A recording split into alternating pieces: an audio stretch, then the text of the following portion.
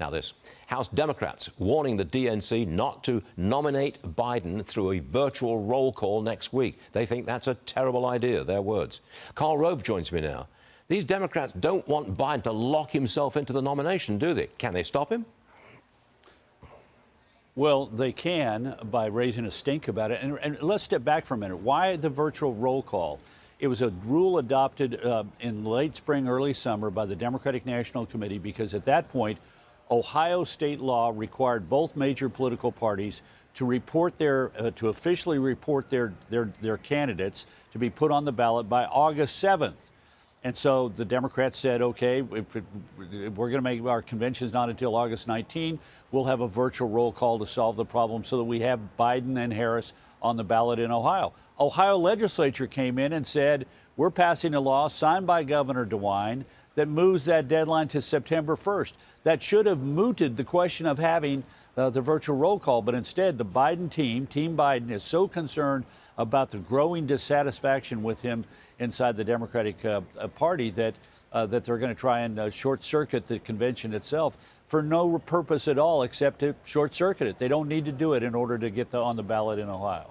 Nancy Pelosi is reportedly working behind the scenes with Democrats who are concerned about Biden's mental fitness. We got a swing state Democrat saying Pelosi gave the distinct impression that she wanted the president to take himself off the ticket. Karl, I have to tell you, it seems to me the move to get Biden out seems to have stalled. Well, it has stalled because of a couple of things. One is the Republican convention, and second of all, the attempted assassination of President Trump on Saturday evening. Both of those, but it's a brief hiatus. As soon as the Republicans get off of the front page on Friday morning, I bet you a dime to a dollar that this effort to remove him from the ballot grows. And there's a reason why.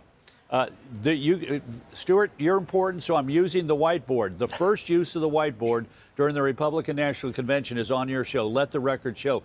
Take a look at the Fox poll that came out on Sunday morning. Not much attention paid in the aftermath of Saturday night's attack, but it asked three questions near the end of the poll. Do you think that Joe Biden's mental fitness and physical stamina, quote, puts U.S. national security at risk? 63% say yes, including 62% of independents. And catch this, 38% of Democrats say that he's putting our national security at risk. Is he involved in making major decisions?